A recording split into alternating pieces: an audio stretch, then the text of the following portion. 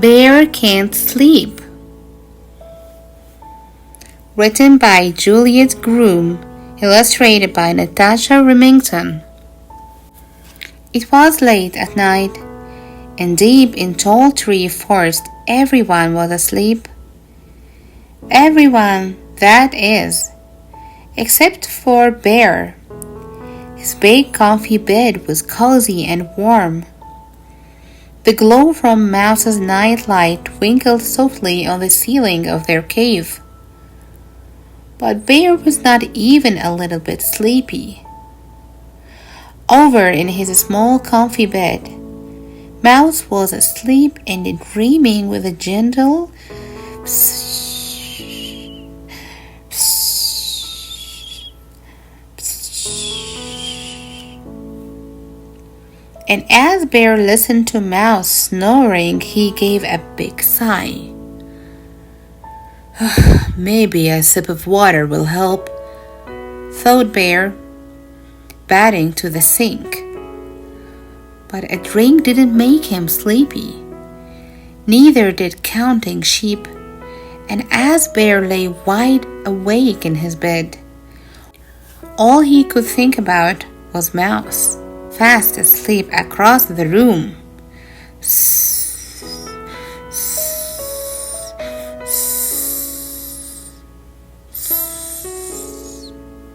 How very annoying of Mouse to sleep so very well when I'm awake.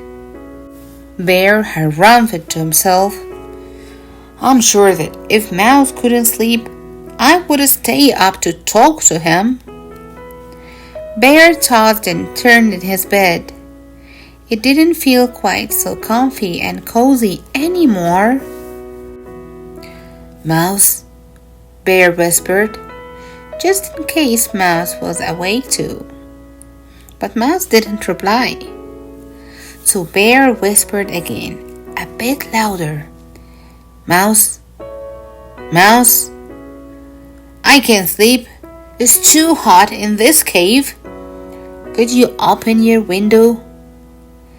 Mouse woke up just a little bit, and blearily he opened his window. Oh, is that better, Bear? He asked, falling back into bed. That's perfect. Thank you, Mouse, said Bear, much happier as a gentle breeze floated through the room. Marvelous. Night, night, Bear, said Mouse, and with a small sigh, he fell back asleep.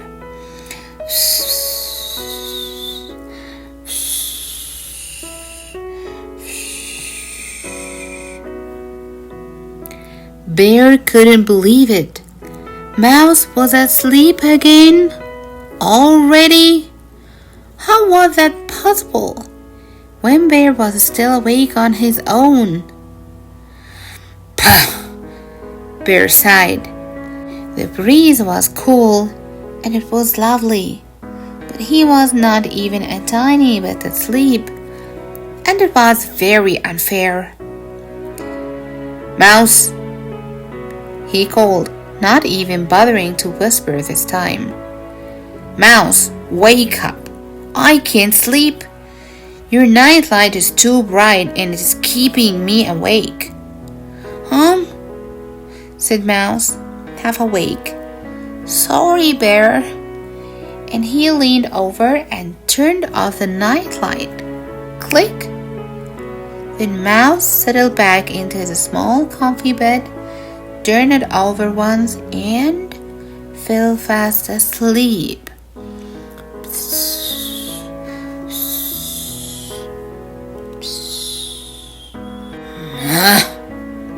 Tutted Bear. Mouse hadn't even woken up. Bear was sure of it. How did he do it? How dare he? Surely Mouse should realize that his friend needed company. Awake alone in the dark, the very dark.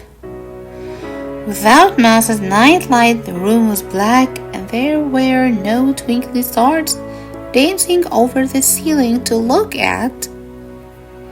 Bear lay in the very dark, feeling very, very cross.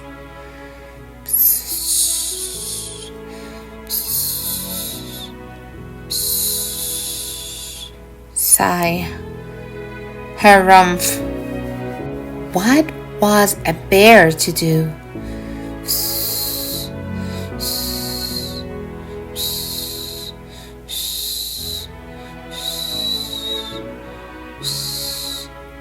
That was it. Bear had had enough. Mouse, shouted Bear, stop snoring. You're keeping me awake and it's very selfish. At last Mouse was properly awake. But Mouse was also properly cross. I wasn't snoring, he snapped. And if I'm so very selfish, then I'm going outside to sleep in the garden where I want to annoy anyone. And with that, Mouse picked up his blanket and stomped outside. Slam went the door, and the cave fell silent. Bear lay in his bed feeling rather alone. The cave was very, very dark and very, very quiet. Too quiet.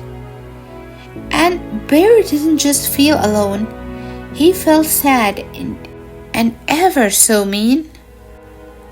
Why had he been so horrible to his friend Mouse? Mouse hadn't done anything wrong. Oh dear, sighed Bear. Oh bother. What if Mouse was cold in the garden? What if he was scared of the dark, out in the big outdoors all alone? Bear leapt out of his bed in a fluster. Mouse! He cried, rushing out into the garden with his blanket. Mouse, I'm so sorry. I didn't mean to be horrible. It wasn't you keeping me awake. I don't want you to be alone out in the dark. I'll keep you company. Mouse turned to Bear and smiled his gentle smile. Oh, Bear, that's okay. I know you didn't mean it. And it's rather fun camping in the garden, you know. And Mouse gave Bear a big goodnight hug, snuggled up in his cozy blanket, and fell fast asleep. Bear looked round the peaceful garden and smiled. The bushes and trees were magical in the moonlight.